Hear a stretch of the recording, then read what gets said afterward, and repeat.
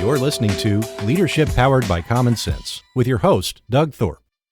Here's Doug. Well, hello again, everyone. This is Doug Thorpe, and you're listening to another episode of Leadership Powered by Common Sense. We're the show that tries to give you some bite-sized ideas in really common, easy-to-understand language that can help you do more with your team, your business, or the role and responsibility of leadership you may have. Today, my guest is a gentleman named Eric Williams. We are going to talk about the world of transitioning into buying a business for an entrepreneur who wants to become an entrepreneur by acquisition. Clearly, one of the big opportunities in today's world is the notion of going out and buying a pre-existing business rather than enduring the pains and challenges of trying to launch a startup. So, Eric, before we get into that juicy topic, give us a little bit of your background and tell us more about what you're doing today. Yeah, thanks, Doug. Thanks for having me on the show. I'm excited to talk to you about this stuff. I help entrepreneurs who are working to grow and scale their company. So in this case, it can be ones where you're coming in to acquire a business and need to figure out what's been going on in the business, or if you're have been growing something from scratch. Really, what I work with folks on is identifying the systems, the scalable opportunities, and the systems that need to exist in that business in order to let the business owner step away from doing everything themselves and allow them to work on the business. So I've been working in this space of leadership development and building teams myself over the last 20 years or so. And so I've been able to hire over 1,000 high-performing employees and coached 300 entrepreneurs and executives on these topics of growth, scale, and leadership development for themselves. Nice. Well, it's a perfect fit and a setup for what we're talking about. So let's kind of dive right in. When you see an entrepreneur that has maybe landed the opportunity to acquire a business, and I'm talking, not the supersized middle market and beyond, but I'm talking about that maybe 10 million or less topside revenue kind of business. There may be a team of 8, 10, 15 people, maybe more, depending on the nature of the business. What do you typically see are some of the early challenges that new owner bumps into? Yeah. Going in and acquiring a business has its own set of unique challenges, as you can imagine, because there are systems in place already, or ideally there's systems in place. I think that was one of the interesting things about going in and acquiring a business is that you don't necessarily know what you're walking into. Ideally, when you're buying a business, you're looking for essentially a business systems game plan that can be handed over to you so that you know how the operations are run, but that's not always the case. And sometimes those businesses that are kind of a mess might be a good kind of undervalued opportunities, but you're going to need to pick up the pieces and pick up the mess as you go in and start to identify what's going on in that business. And so a lot of the time when you have an existing team, that also means an existing culture and an existing way of doing things, right? And so it gives you a little bit more leeway when you're walking in on day one to just kind of let the business continue as it's been, unless things are really in jeopardy, which does happen. Sometimes you're going in to right the ship right away and need to make a lot of changes right away. But getting up to speed on what the current process is, how things are working, what's both the overt practices that are going on in the business and the less than overt, the kind of cultural expectations within the business or how the work gets done, that's important to understand. And so a lot of the time that early days are a lot of learning, listening to the team that's in place, listening to the prior owner about how the work gets done and trying to map out exactly what that is, because you need to create that mental model for yourself about how this is going on so that you can understand what then needs to change, right? Because you're bringing a fresh perspective and a new approach to the work. It doesn't mean you need to rip out everything and start from scratch, but it's likely you want to understand what's there first and then start building in the plan for what's the highest priority pieces to start changing and adjusting, because you do also have a honeymoon period as you're starting, right, where the culture is more flexible to change because they understand that there's a new owner, things are going to change. And so you want to balance that, both understanding the current status, but also leveraging that time that you have early on to be able to start making those changes and really adjusting it to what you need and want it to be. Well, and along that line, what I've seen with a lot of my recent clients is the honeymoon period you described can be a great opportunity for golden nugget mining, because there's a good chance that the team that you inherit in that acquisition has some great ideas, but the prior owner never entertained those ideas. They weren't willing to listen to those ideas for whatever reason. I'm not trying to be critical. It was just a choice that got made. But yet these well-meaning employees have said, I think this business could be better if we did X, Y, and Z. I had a client recently who took over a large electrical contractor company, and about day 3, he and the general manager that he inherited were walking through the warehouse, and he said the warehouse, to be honest, was kind of a mess. And he said to the guy, what do you think about this warehouse situation? He wasn't, again, he didn't want to be critical. And the GM sprang up and he said, you want to clean this up? You want to have this organized? And the owner said, yeah, I think that'd be a great idea. And he said, man, I've been chomping at the bit to do that, but the old boss wouldn't let me spend any time back here. He said, yeah, I want to see this place totally reorganized, and and blah, blah, blah. And one thing led to another. And now they have a very well organized, properly tagged, labeled, stocked, stored, mini warehouse operation to support their business. And, it does make sense, because there's a direct impact to the bottom line.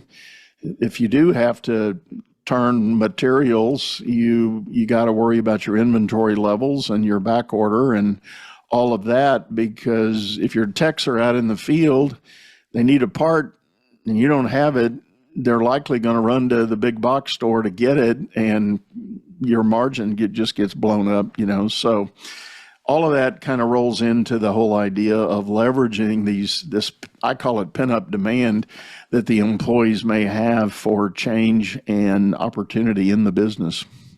Yeah, that makes a lot of sense, Doug. And I've heard stories like that before. It's interesting you brought that up too. One of the things that makes me think about in this context is, when you have an outgoing CEO, owner of the business, they're possibly coasting for many years. I don't know how to say that more delicately, but they might be coasting those last couple of years as they're debating about selling the company, what to do about it. They may be, I've also seen entrepreneurs really put on the gas leading up to a sale to try to just, get the business in really good fighting shape to transition. And that's where you get the seller likely gets the best deal out of that equation if they can really put on the gas on those last couple of years. But at the same time, it could be a situation where they've been doing this for years. They have a special way of doing it, which has worked so far. But for whatever reason, they're debating about selling. And those habits and routines that exist within the business help drive it. That's the subtext in the culture that most of the time you're walking into. But at the same time, you're right, Doug, that the owner is very likely just kind of operating under whatever kind of paradigm and mental model they've been using for years and years. And that could mean that things just start to slide, or they say, oh, we'll do it next year. We'll do it in a couple of years. Maybe we'll get that shop organized and the inventory organized in a couple of years. And it's just always a couple of years out. So I definitely see that happen as well. Yeah.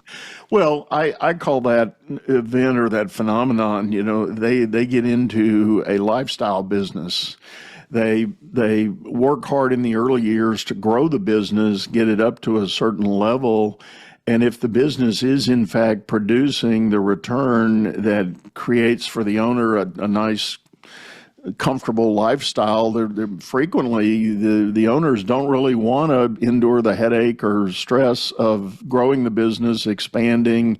A lot of the businesses I work with, one way they can expand is to acquire smaller comparable businesses in other cities and towns.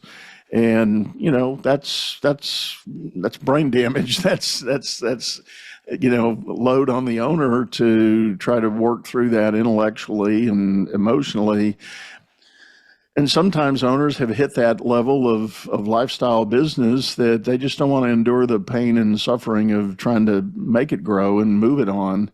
And they're not in it for that extra money that may come from it. And there's absolutely nothing wrong with that. I want to be clear, folks, if you're listening, there's nothing wrong with that. That's a conscious choice you make. And the good news is when you get to this stage of life that you think you may want to sell that business, you may find a younger individual who has the energy to take it to the next level and do all the growth things. And kudos to you for building the launch pad for that to be able to happen. Yeah.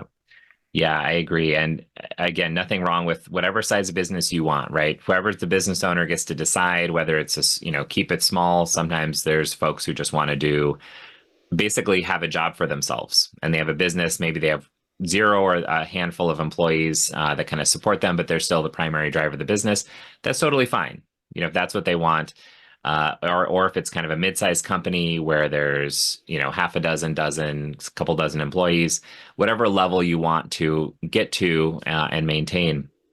One of the things I find, though, that as folks are growing, one of the biggest challenge points that I've seen is in that getting overwhelmed and overworked in that growth stage. And it can happen at a variety of different stages.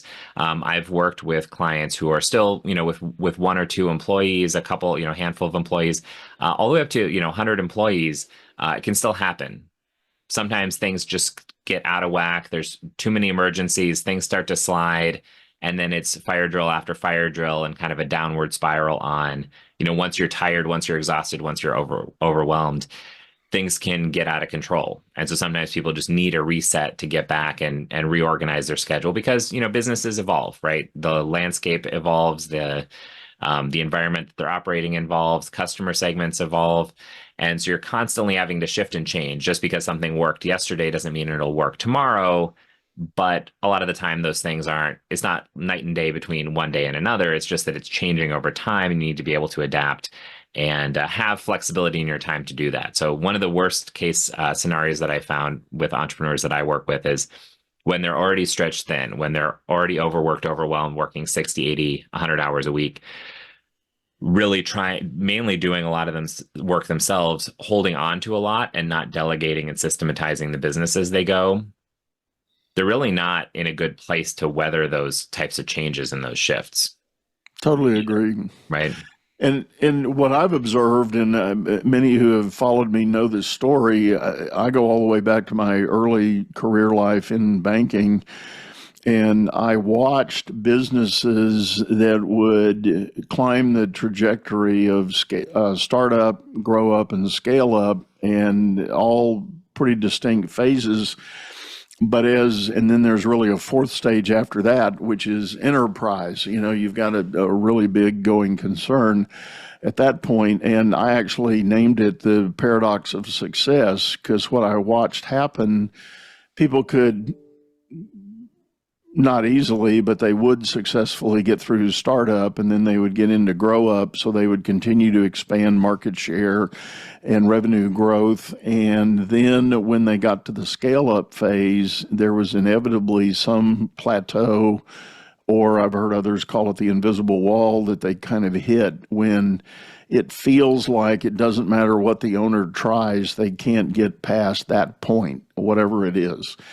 And as I started studying it and really digging into why that happened, and again, believe me, folks, I saw it time and time and time again. It was a clear, very distinct thing that was ever present. I came to the conclusion it was ultimately everything about the owner's heart and mind for where the business was. And there could be some aspects of it could be ego, I'll just say that and put it out there. They weren't willing to delegate or give anybody else authority to take over the baby and do things.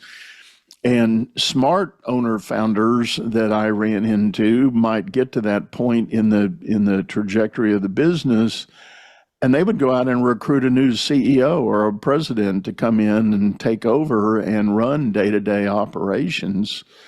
And those could bust through and move on, because if you get your business to 10 million or even 20 million and you're feeling like you've kind of exceeded your own capacity, guess what? Go talk to somebody, recruit somebody that's already been president or CEO of a 25, $30 million company and see if they'd be willing to join your team.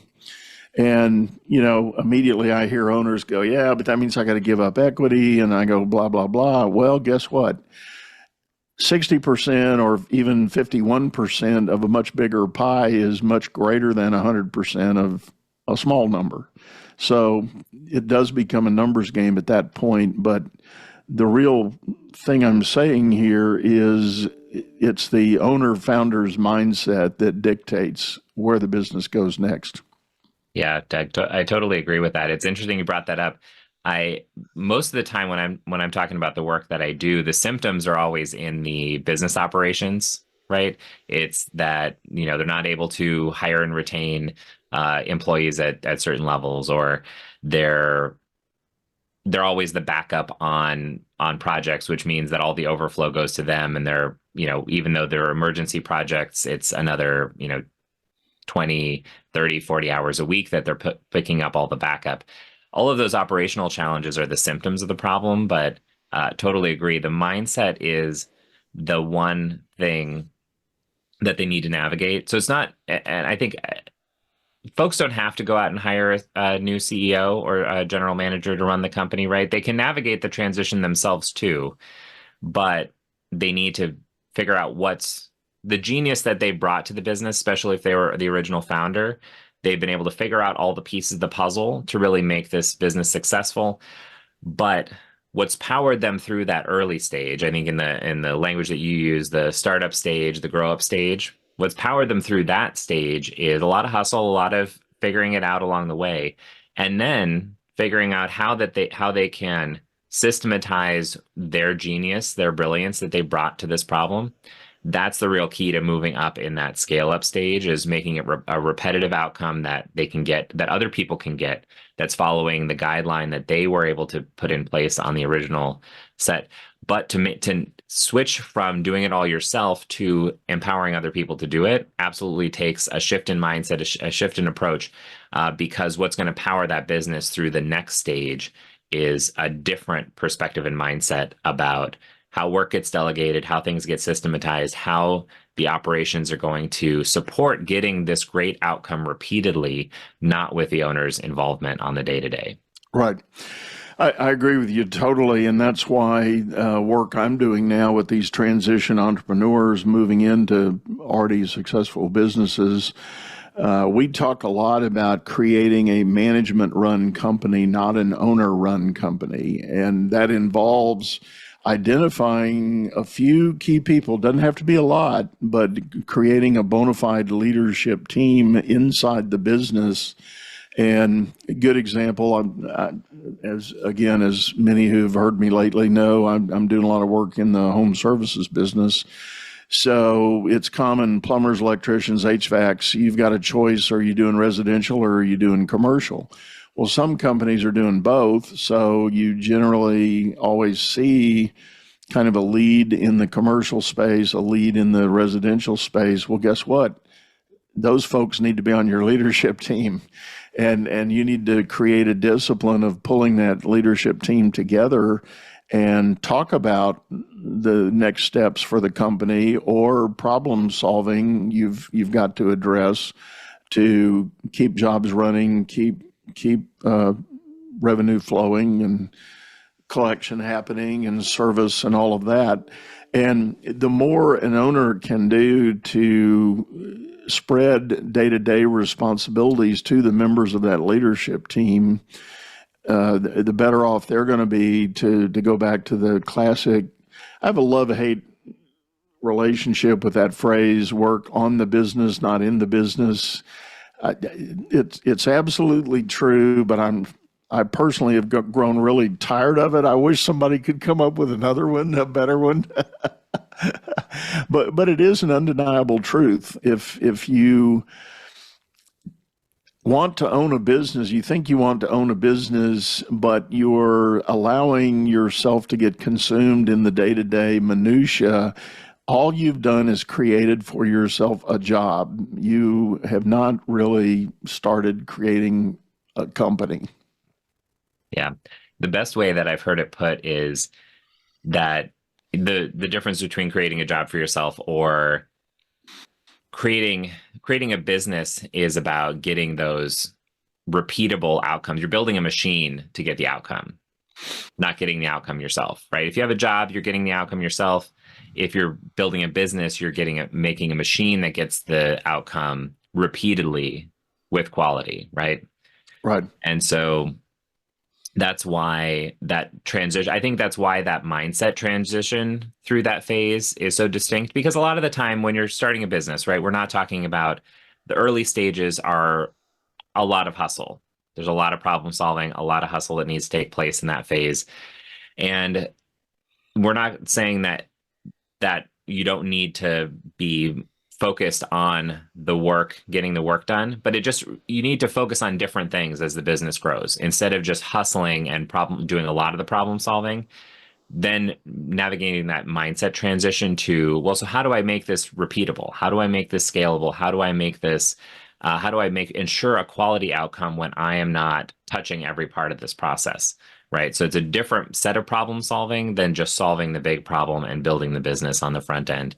And that's why that transition is kind of rocky for folks, because sometimes you're in that phase of doing it yourself for a year, for several years, for 10 years. Different Totally. people Yeah. are on different trajectories growing their business.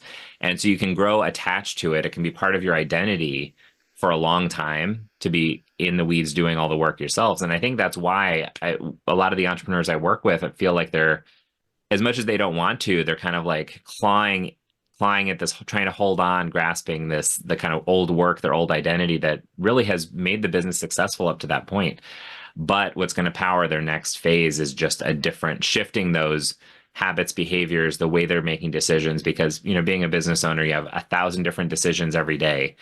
And so if you come with the right values and framework in your brain first, that helps shift those thousands of different decisions that are made almost unconsciously throughout the day.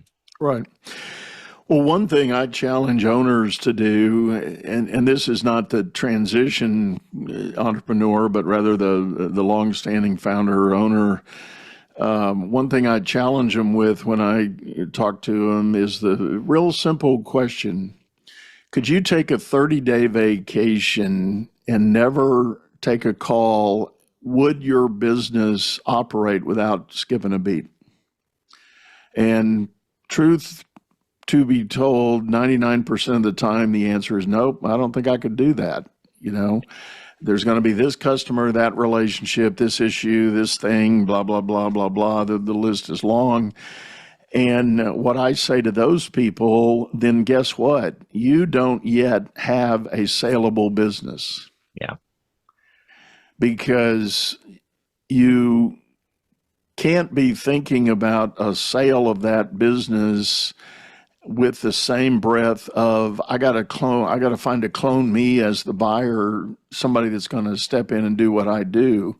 There has to be a disconnect of that. The business has to stand alone.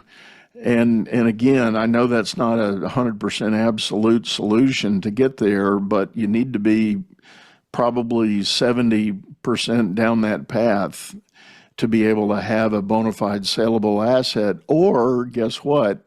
The valuation of your business is going to be reduced because of the gaps that you've allowed to happen. Right. I think that it speaks to the risk, right? In terms of the buyer and the seller.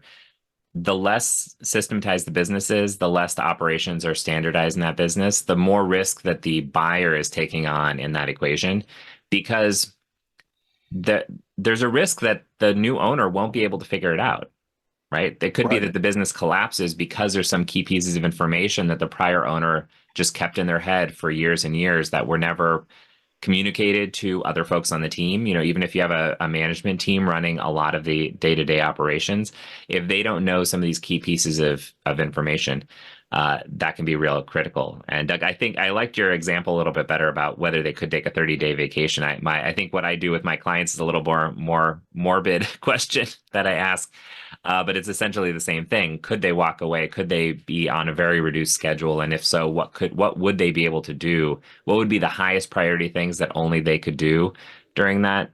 And that speaks to thinking about it. Is it 70%? Is it 80%? Is it 90% off? But you're still handling some of the essentials. But at the end of the day, right, if you're looking to sell a company, you need to have your business.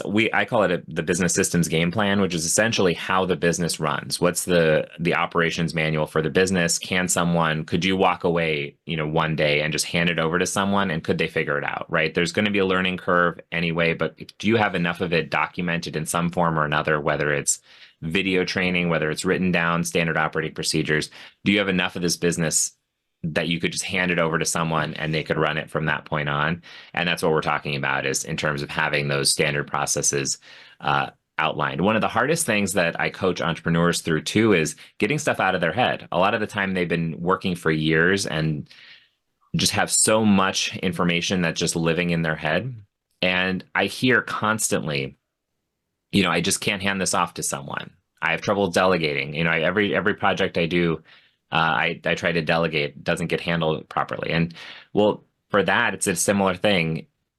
You need to get the stuff out of your head and document it, and going through a specific process and framework to download those things essentially can be mind-opening in terms of all of the things, the kind of brilliance that people are bringing to the business, getting it out of their head, systematizing it, figuring out what that secret sauce is. Because a lot of entrepreneurs are kind of have that secret sauce in their head and they haven't been able to communicate it, right? It's that essential gap between doing it all themselves, Right. and transitioning to having a business that's getting these outcomes predictably and reliably, is getting the secret sauce out of their head into a replicable model for the business. And that's also, I mentioned delegating, but that's usually the problem I find in delegating too, is that there's part of the secret sauce, part of what they're trying to delegate and hand off, that they're just not able to communicate. They're not able to get out of their head the kind of nuance of how they're making decisions about different clients that are coming in, or how the work gets done. And so it's really important for entrepreneurs to really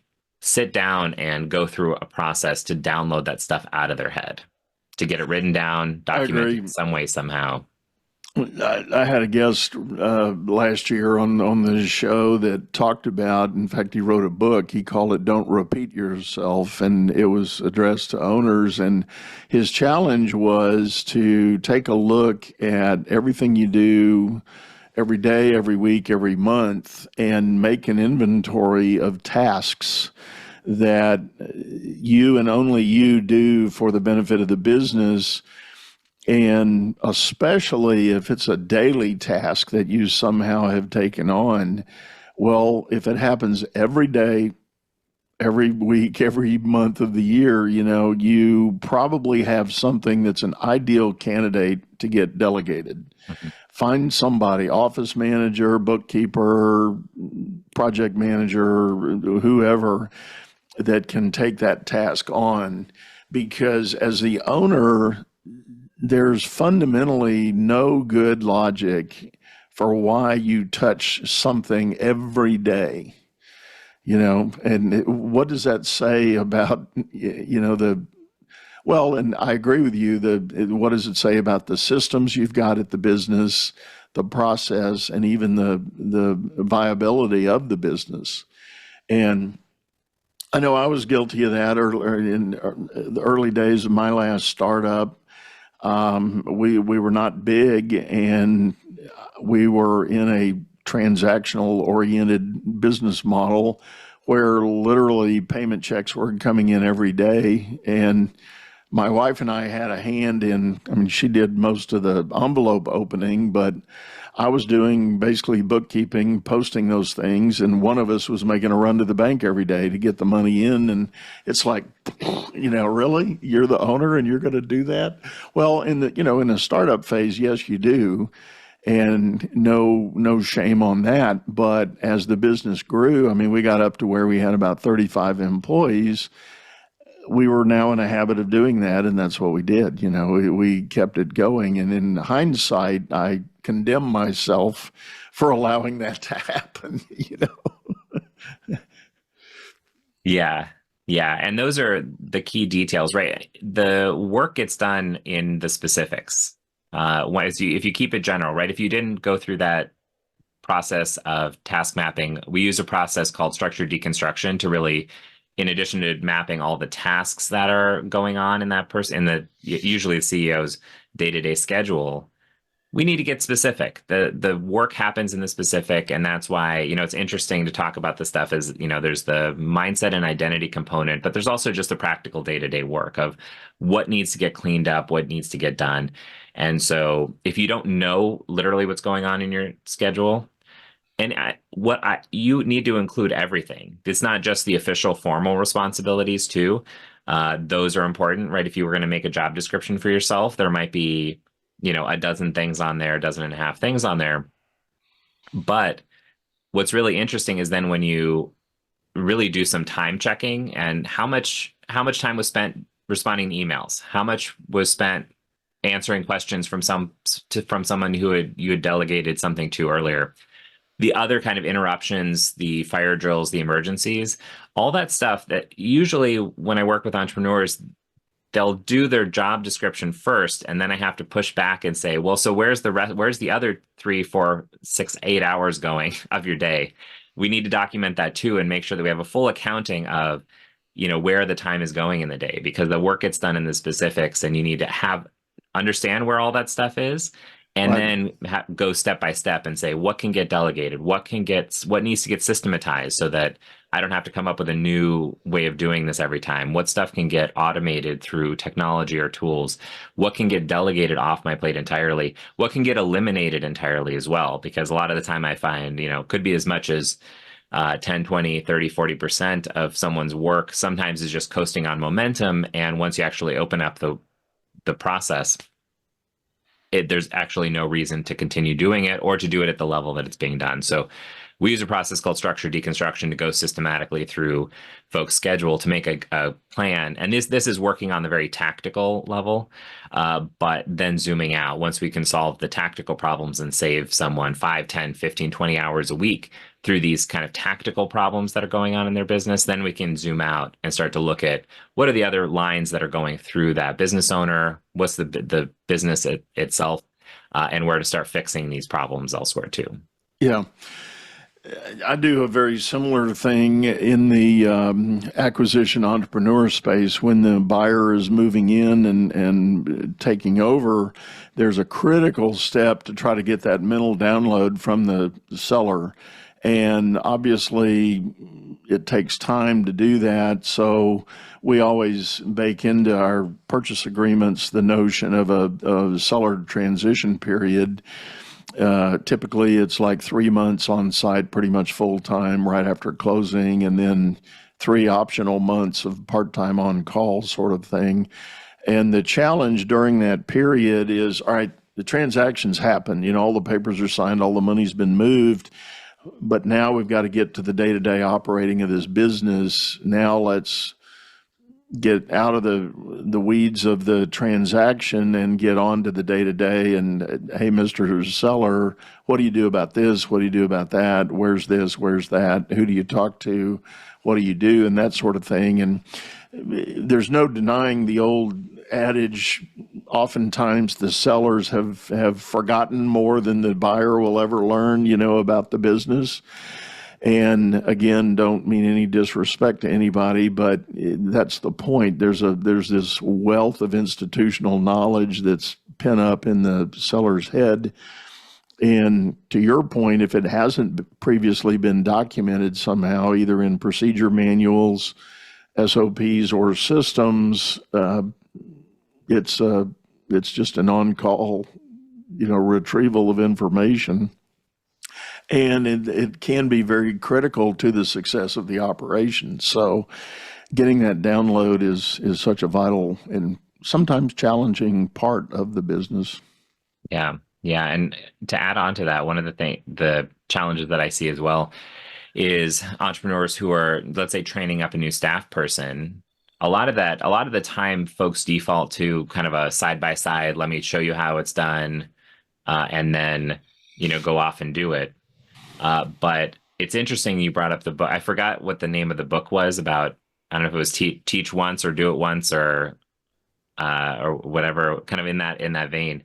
I combined there's those two ideas there as well as a lot of the time standard operating procedures don't have to be complicated. A lot of folks think that they're this big, deep, like multi 100-page documented process, and it doesn't have to be that complicated. Sometimes it could be as simple as just doing a recording of the training that you're giving someone new, and then you taught it once, and then it lives as a recorded training for others to access, and you get the kind of Q&A of someone learning it new and asking those questions, and it can be kind of a rich standard operating procedure kind of document.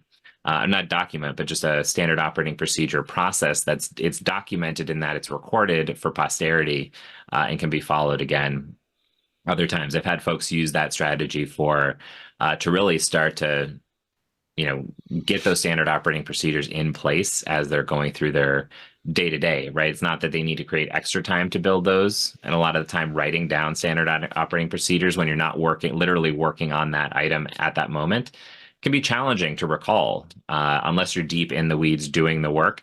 It can be tough to recall all the pieces of the puzzle as you're doing it. But those moments where you are teaching it anyway, document it some way during that process. When you're doing a project, document it anyway, even if it takes if you have to add an extra 10-20% to, let's say you're writing up a client proposal. If you write the instructions alongside actually doing the client proposal, that's where you can then get into some real good detail, the nuance that you bring to the equation, the decision-making process that you're going through in your brain about what to include, what not to include. It keeps your brain in that state as you're writing the instructions for it as well. So you're not trying to recall it in abstract some other time. Right. Well, and you're absolutely right, and I too am a big fan of that, because with the technology we've got at our disposal now, even something as simple as a Loom video, you can share your screen, you can use your mouse and keyboard, and you can be inputting to a system or proposal prep or calculator, estimator, bid tool, whatever.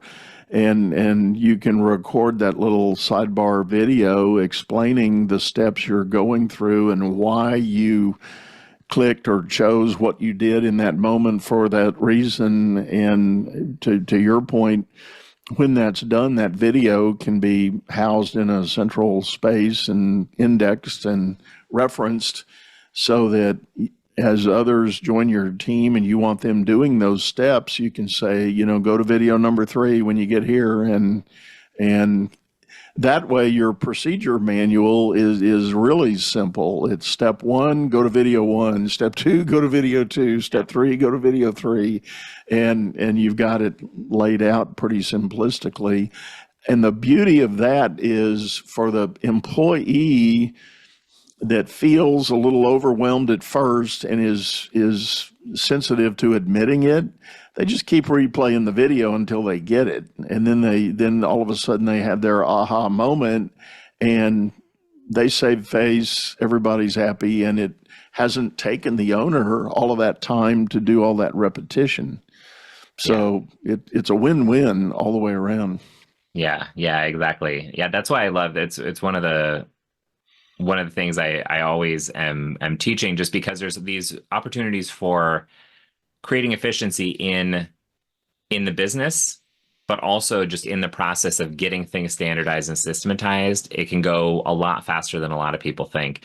The challenge that I see is for folks who are building on maybe an inefficient system to begin with, and especially when they're overworked and overwhelmed and they're working 60, 80, 100 hours a week.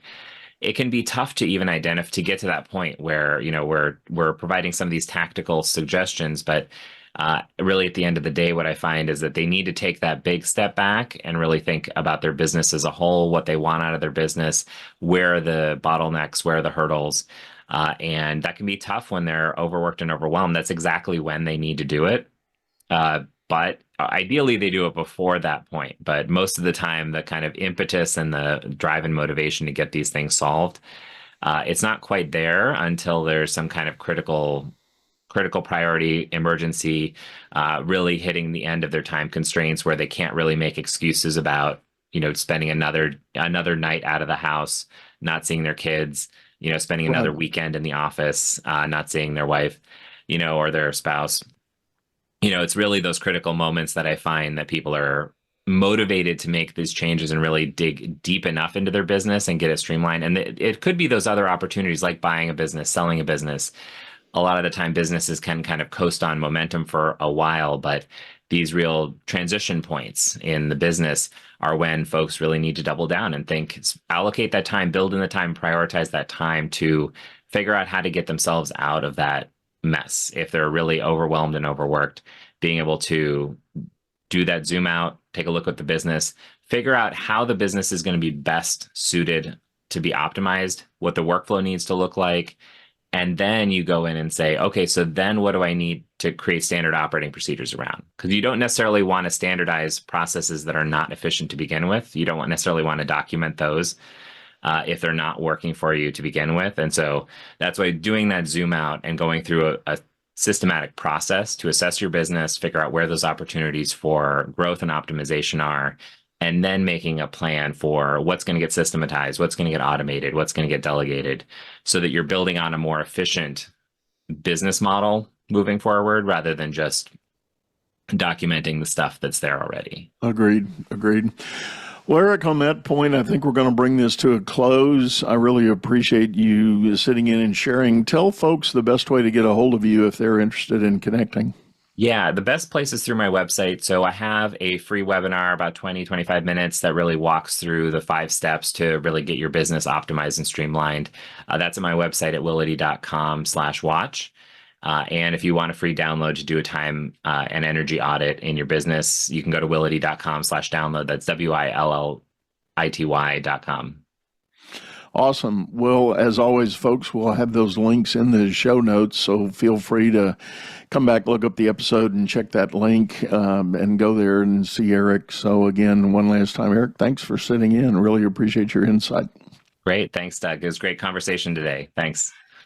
Well, and with that, folks, we are going to bring it to a close. I'd like to remind you that we are on video over at YouTube, channel by the same name, Leadership Powered by Common Sense. If you've been listening on your streaming service, hop over to YouTube, check out the videos and the archives, and leave us a comment. Let us know what you think.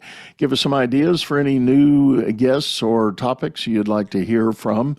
And with that, we're going to say goodbye. Go out there and make it a great day. You've been listening to Leadership Powered by Common Sense, hosted by Doug Thorpe. If you would like to know more about the coaching and advisory services he provides, visit dougthorpe.com.